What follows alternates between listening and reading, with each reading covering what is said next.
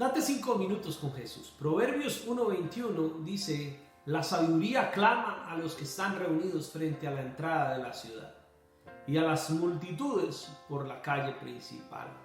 El versículo anterior a este nos estaba diciendo también que la sabiduría estaba clamando en las calles, que la sabiduría estaba alzando su voz de manera pública, que la sabiduría se quiere dar a conocer. Y entonces entendemos y entendimos que la sabiduría de Dios, la sabiduría que Dios quiere revelar a nuestros corazones, no está oculta ni está de una manera minuciosamente escondida para que no podamos encontrarla, sino que todo lo contrario. La sabiduría de Dios se ha revelado a través del Señor Jesucristo para nosotros. Y no solo eso, la sabiduría de Dios desde el principio se ha estado revelando y se ha estado mostrando entre nosotros a través de la escritura bíblica, a través de la Biblia, de la palabra de Dios, del Antiguo y del Nuevo Testamento como hoy lo conocemos. La sabiduría se ha estado mostrando, se ha estado llevando a cabo todo un proceso de Dios para que su sabiduría sea algo público. La Biblia no está oculta, la Biblia está al alcance de todas las personas. La sabiduría de Dios está clamando que la encontremos, está clamando que la busquemos, está clamando que la anhelemos, está clamando que deseemos conocer más y más de la sabiduría de Dios.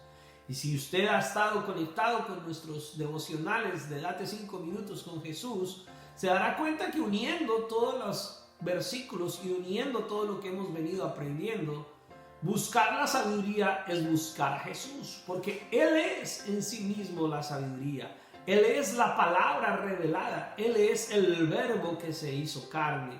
Entonces la palabra del Señor está buscando que nosotros que estamos en los lugares públicos, en los lugares de reunión, en las entradas de las ciudades, nosotros estemos atentos a la sabiduría. Obviamente está escrito en un contexto donde en la antigüedad las ciudades eran amuralladas, había una entrada principal, había una zona de negocios, había una zona donde los lugares se hacían muy concurridos y ahí había alguien o había una forma de expresión bíblica o espiritual para que todos la escucharan.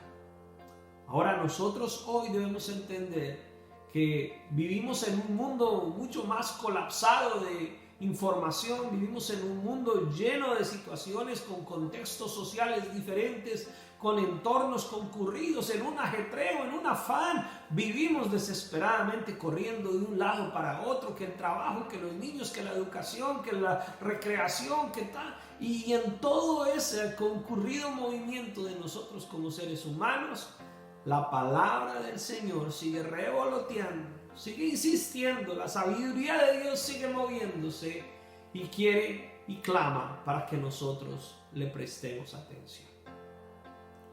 Entonces, ¿cuál es nuestro papel en todo esto?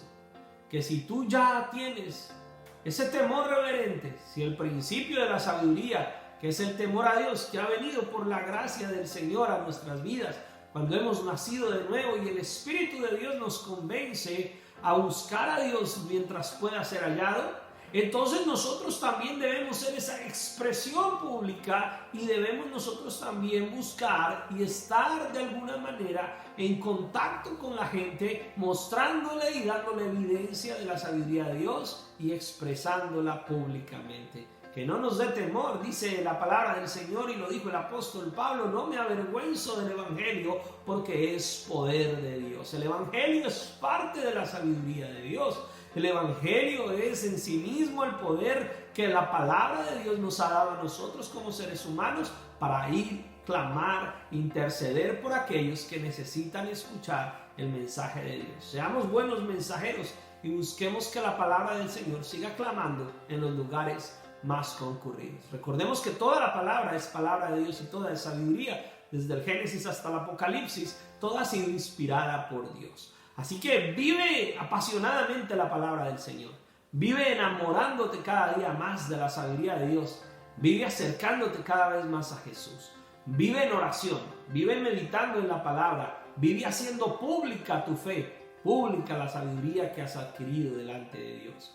Vive tu pasión por Jesús.